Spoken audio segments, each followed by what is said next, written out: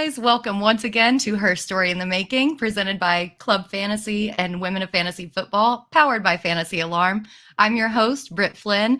While you're there, please make sure to like and subscribe both the Club FFL YouTube channel and the Fantasy Alarm channel. We've got some really super excited stuff coming up, but we're not here to talk about that. We are here to talk with our guest, Jen Polvogt. Jen, how are you tonight? Doing so great. That intro is so awesome that you guys have. It's just like, that's some pump up music. It's real vibey, right? Yeah. Like, just let's get going. Let's get in the groove. Let's go. Yeah, absolutely. Cool. We've got a couple people in the chat right now. We've got Toronto Dave pumping you Dave. up, Jen, and then the little party emojis. Love to see that. Anybody else in the chat, guys, please put your questions in there. We'll try to get to them throughout the course of this interview. But let's go ahead and jump in if you're ready. So you've been involved in competitive sports for a very long time. What sports have you done, and kind of what was that like, and how did that prepare you for playing fantasy football? So I played lacrosse competitively from junior high, and being from a landlocked state like Colorado, lacrosse was not a thing here. East Coast, yes, but our coach, she went to Princeton, and played lacrosse at Princeton. So she had children my age and older than me, younger than me, and she approached the school, our junior high, to start this club program. And my friends and I were like, yeah, let's, I guess, do that. I mean, okay. So I did that and continued on through high school and my freshman year of college. And then my siblings and I started competitive swimming when I was 5 all the way through till I was 17. And that's a sport, man. Like, it's so individualized, and you're part of a team, but not part of a team at the same time, because you're, jumping off the blocks by yourself in a tight Speedo when you're 15, 16 years old. It's just like, oh my God, I'm really out here, aren't I? Here I am, world. So I don't know if that really prepared me for where I am now. I mean, I've always loved football on and off throughout my life. I am one of 4 children, and I'm really the only one who connected with my dad over sports. Like, my oldest brother was into music. Then my next brother was into, like, he should have been born in the Renaissance period, like archery and axe throwing and things like that. And then my sister, also musical, but being the runt of the family, kind of did a whole bunch of things. But I mean, I watched football, baseball, and basketball with my dad, and that was kind of our thing for a really long time. It still is now. I imagine you guys were Broncos fans growing up in the prime of the Broncos era, and so that was a really fun time. Yes, so that had to have been a super fun time. I kind of have a similar story with my dad and the Cowboys era. Those were our glory days in the 90s. So that's kind of such a fun time to get involved in football when your team is riding that high, and it kind of sticks with you for life, right? Yeah, it does. And we've got Nate in the chat. Oh my God. I think he knows you. Yeah, we know each other. Toronto Dave, shout out lacrosse. Miss Rachel, the Tootsie Pop, is in here. Mr. Scampers, always supportive. Great to have you in here. So you got started playing fantasy football kind of by chance. And I feel like we have a really similar story in that regard, but you got really good really fast. Tell us a little bit about your first experience with fantasy football and what that was like. Yeah, I wouldn't say I got really good really fast. I just got really lucky that one time. From what I remember, and I'll be very transparent here, because Britt, I told you a little bit of the story, but that's why I say it's similar.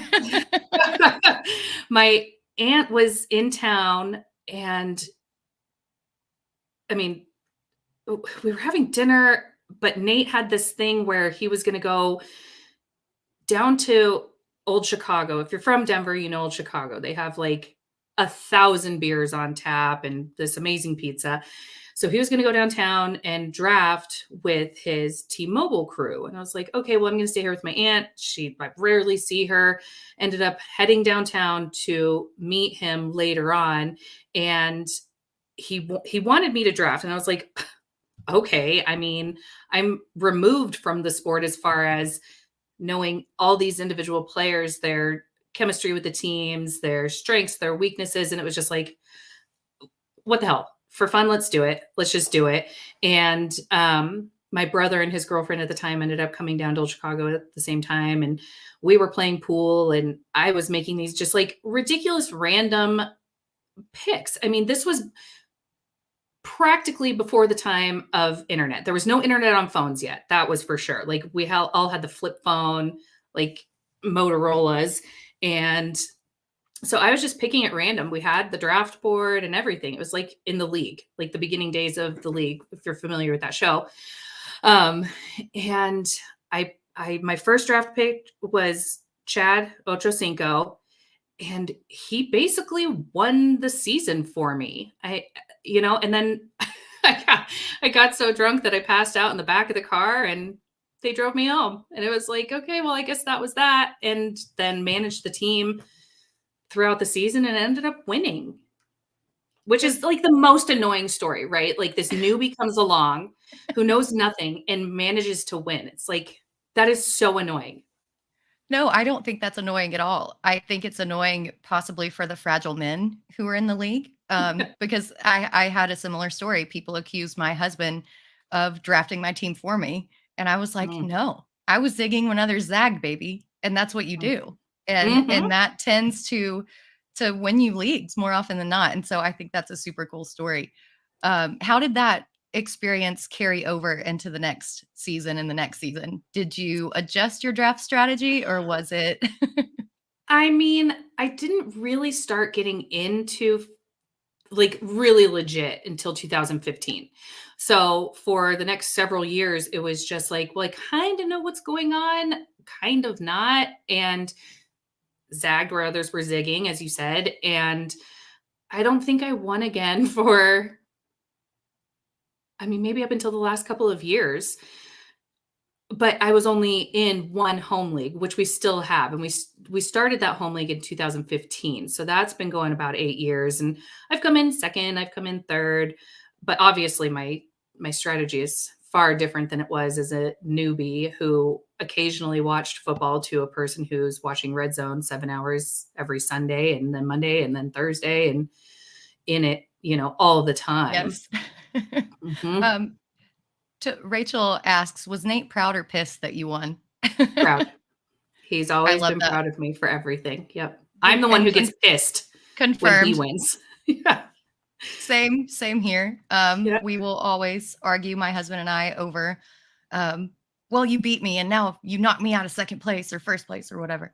We kind of have that dynamic. Scamper says, drunk draft flex. Love that.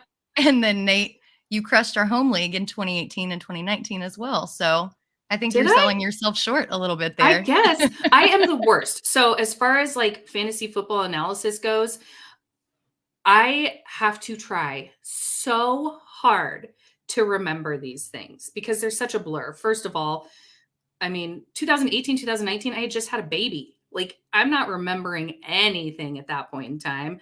And then, I mean, I remember the Super Bowl this year, but Nate can spout off stats from like the 1988 Super Bowl. And I'm like, I was probably shooting Barbies in my backyard with bow and arrow. Like, I don't know. So he's right. I mean, I'm sure he's right, but I don't remember. I love that. A good humble queen we have going on here. But you started writing with In Between Media during COVID times. How did you get started with them? And when did you decide that you actually wanted to begin creating content instead of just playing fantasy as a fan?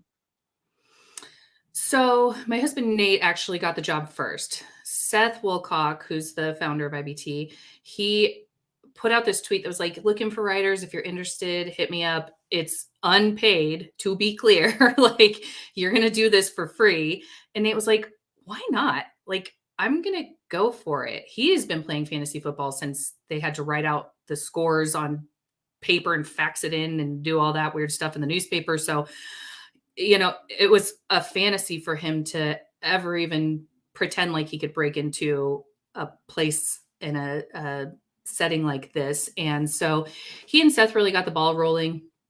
And it was probably a month or two into it that we had been having weekly phone calls with Seth after hours with a few drinks and just shooting the you know what. And he was like, why don't you come write? And I was like, okay, yeah, sure. Like, I guess actually I do have a story. Like, I legit have memories from being a child and I have things to say. I don't know if anybody's going to read them, but yeah, let's put that pen to paper and let's do this. So that was really the beginning of it. Got my Twitter account. Nate and I had a Twitter account, a joint one in, I want to say 2009 when Twitter first started popping. We were like, what's a twatter? What is a tweeter? We don't understand this. And never did anything with it. But then Nate created a new Twitter handle in 2020. And so I jumped on board and was welcomed by the community. And now I've forgotten even what you've asked me. No, I think you summed that up really well. Did you have any experience in writing or broadcasting, podcasting, anything like that before you started with IBT, or was this solely built on your love for fantasy football? This was all brand new. And I would say I didn't even have a love of fantasy football at that time. I mean, coming into it with Seth, it was like, dude, I don't know enough. Like, I can't write fantasy football. And he's like, he was very comforting and encouraging and was like, do what you can. We'll work on this together. And so really, I started diving real deep on players and stats and all that stuff 3 years ago. But I loved writing about being a mom and being a child of the 80s and 90s. And I'm sure there are endless stories about that I can't remember, but I loved sharing that part of my life because I have had so many good and bad things happen that's relatable. And just to be that person who's like, hey, you've had a miscarriage? Me too. Reach out. I'm here to talk. Or, hey, you used to vacation at the Lake of the Ozarks in the summer. Hey, me too. Let's talk about that. Where'd you stay? So it was really a way to connect with people that I have found the joy in this. And that's the great thing about IBT, that they do frame all of their content in relatable stories. And it's a very fun, relaxing read for the most part. It's relatable. And I think that you do a great job in incorporating your life experiences and then tying it back into football. It's so interesting to see how you just connect the dots between that. And that's what makes you such a great writer.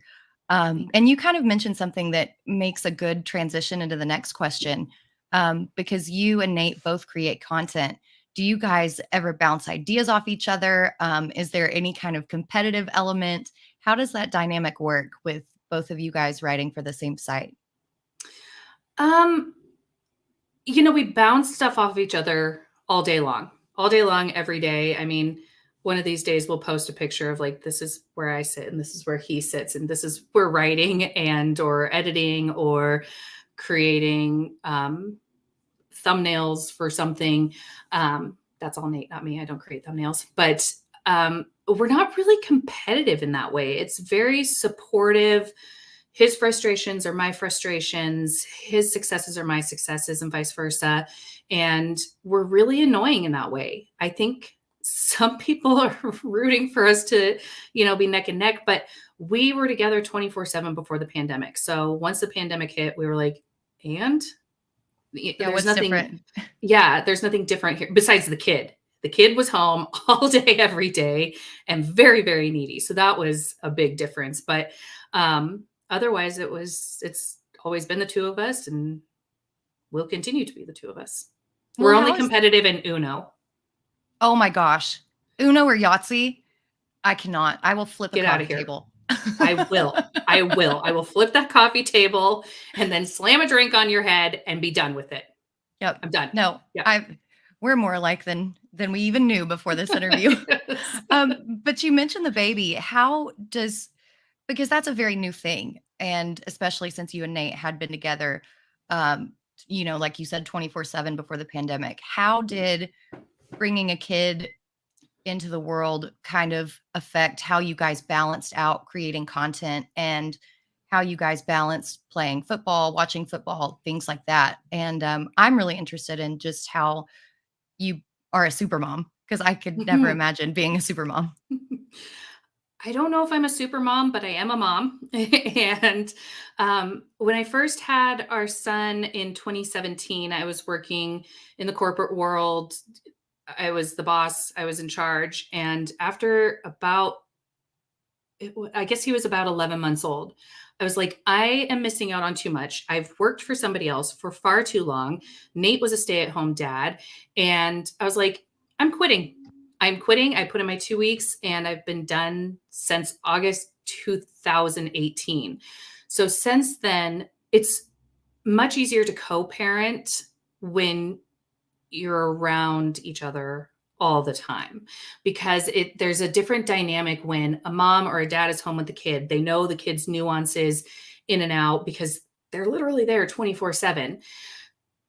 So I can see how in a stay-at-home situation with only one parent can be very difficult, because then the next parent comes in and gets to be the fun parent who's somewhat energized, brings new energy to that dynamic. But for us, it was like, no, we got to go to Costco. All three of us are going to Costco. We're going to go to the park. All three of us are going to the park. And I think that has actually made our relationship stronger, because it's not like there's no go ask your mom, go ask your dad. Or we do have a little bit of that where it's like, well, what did daddy say? You want another jelly bean? Like, okay, did you already ask daddy? Because, I'm upstairs and he's downstairs and you're downstairs.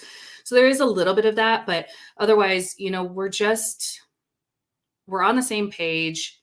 We both take him to school every day. We bring him home from school every day together. And 99% of the world does not understand how this operates and how this works, but mutual respect for each other and listening, empathy, trying to understand what the other person is going through maybe, but also we've been together for, I think, 17 years here soon. So we've had a lot of experience working through the bumpy patches that every couple has.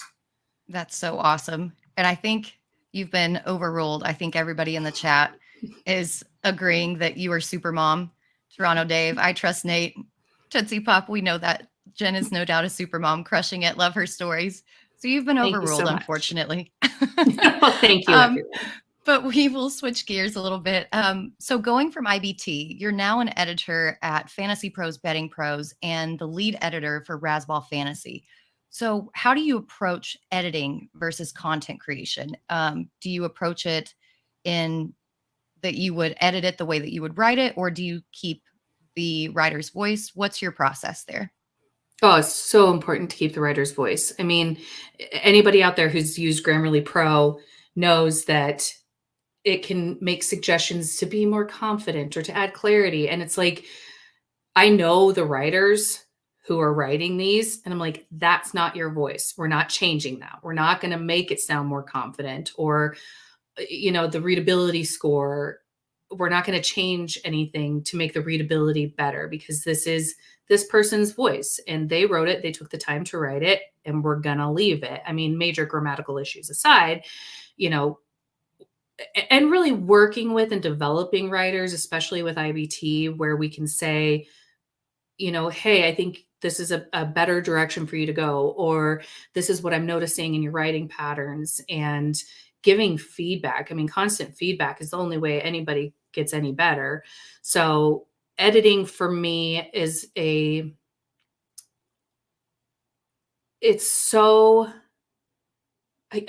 complete something and it's out there in the world. It's like, you wrote it, you have this diamond, I'm going to shine it up, and we're going to put it out there the best we can together.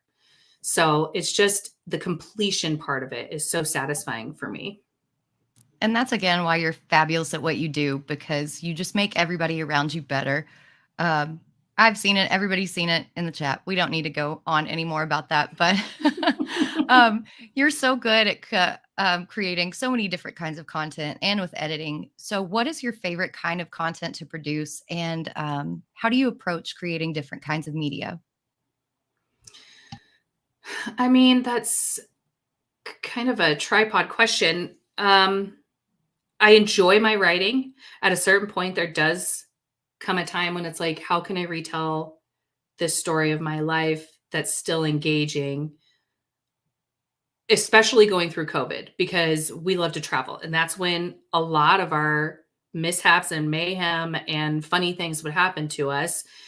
And so without that portion of our lives for that couple of years, it was really hard to come up with content. You know, I stole a car when I was 15. It was my dad's business partner's car. So it's not like I had jacked a car from the streets, but, you know, things like that, and digging deep into who I am and why I am the way that I am has brought a closeness with other people, and has also given me an outlet to lay it out there and be a legacy, somewhere for my son to go one day to be like, damn, my mom stole a car. Like, who is this person? So I love that part of it. But I also, like I said, love the editing, to be able to deliver a finished product that is beautiful and says something. It has been beyond what I wanted to do, that I knew I wanted to do. And you're very good at that. Again, you're so good at conveying and tying in a specific instance in your life to football and to sports, and it's just wonderful. And you've had so many great articles and great podcasts, but is there a particularly favorite moment of those in your career? You know, my favorite moment was our first time going to the expo. After everything had been lifted, I mean, we were still kind of masking, but kind of not. And to meet all of these people who we had forged relationships with over the course of 2 years, who were still in the space, you know, because there were a lot of content creators who fell off because they were like, I'm not making money at this, which is totally understandable. It's not easy to make money within the space, but to just be with those people and feel that energy. And even the next year, Dave's first year was last year, and it was awesome to meet him in person. You know, just meeting all of these people face to face, and to hang out with them and share a beer or 20 or 40. And that experience is something that you don't know until you've been there. And why we are like, please, everybody come, is because it is truly amazing. And I was trepidatious going. I was like, how do I fit in with all these guys? Like, yeah, I know them, but do I know them? Like, how do I do this? You know, especially as a woman in this space. I think that year I was definitely one of a handful. And last year we had a bigger showing of women, which was awesome. And hopefully Yeah, this year, even more.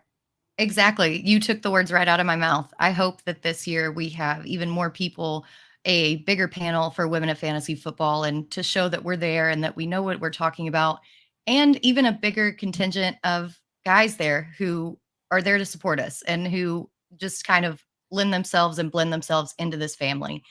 But we always know, hate to get a little bit on the darker side of things, but we always know that there are people out there who don't exactly exhibit positivity. So we're going to switch gears and ask you, what are some of the more challenging things that you've faced in your career and in the fantasy football space? You know, I don't know if this is necessary.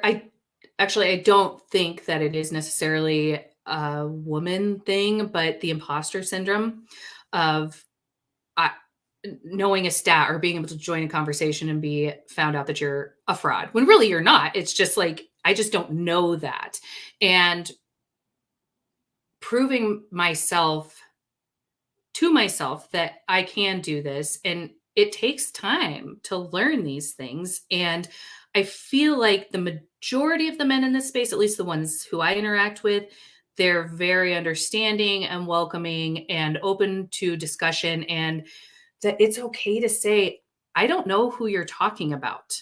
I don't know that player. I can't tell you what I think about them in this certain scheme. Like it's about everybody's mutual enjoyment of this space and this topic that I think is more important than proving who knows more about what. And I've felt very welcomed. I haven't had a whole lot. I have had some, haters coming at me, but whatever, dude. You're hiding behind your keyboard. I don't know you. You're not one of my you don't even have people. a profile picture. Right? You have 0 followers and you joined January of 2019. You're literally out there bullying, and okay, if that's what you need to do to make yourself feel better, that's fine. But to each their own, I guess. Exactly. And I think that's very good advice.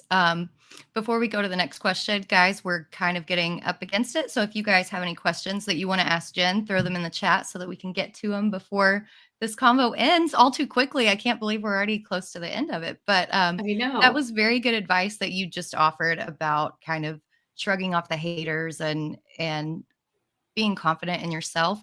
But what other advice would you give to others trying to create a career in the fantasy sports world? And what do you wish you knew when you started? I mean, it's the old adage of it's not what you know, it's who you know. Making those connections, being sincere, being your true self, offering something to the community, and knowing it's not going to happen overnight. I mean, we've been at this for 3 years now, and it has been a long and hard road. And I hope we have done things to change the way that this whole industry operates. Not we as in Nate and me, but all of us who kind of came into it during COVID or maybe a little bit before and have worked our butts off to make things easier, work harder, or work smarter, not harder kind of deal. So me 3 years ago, I would have been like, just be patient. It's your least favorable attribute. You are not a patient person. I'm way more patient now that I have a kid, but patience and hard work. Like it literally is. You have to put in the time. You have to put in the effort. You have to do the work. There's no easy way into this industry, into this space. Being sincere and genuine just has helped us go that extra distance. And I think that's absolutely right. And everybody in the chat, everybody watching can speak to that. I think that's why they are endeared to you, because you guys are such genuine and nice people. Nate popped in the chat and said, "Who is your favorite fantasy analyst?" Shut I up don't know and if he get was out of being here. a little self-aggrandizing there, but Yeah. but we're getting up to it. Any more questions, throw them in the chat. But since this show is called HERstory in the Making, tell us how you see your story continuing and some goals you're setting for yourself in this space in the future. Yeah.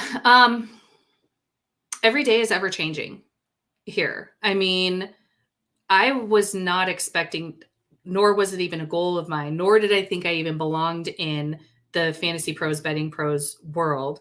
And Jeff Bell reached out and was like, "Hey, would you ever want to edit?" And I was like, I mean, yeah, I've been editing for IBT.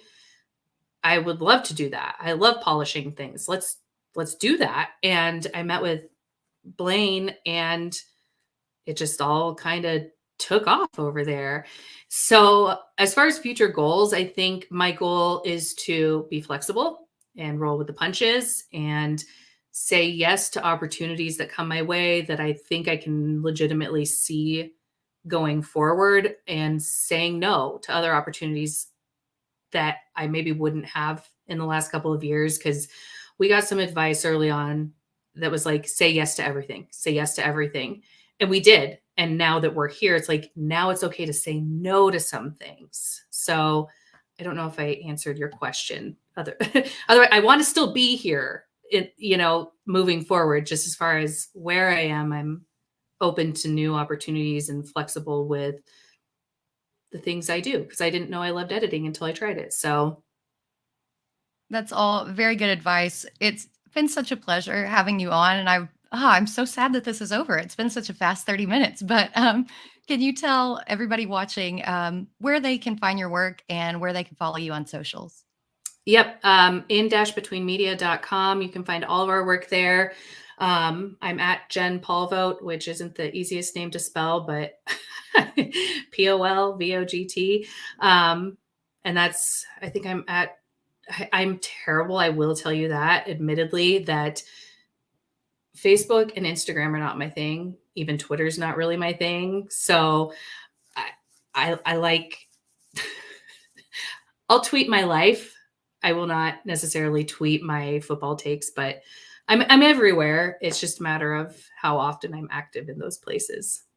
Well, I love it. Again, thank you so much for coming on. Thank you guys for watching.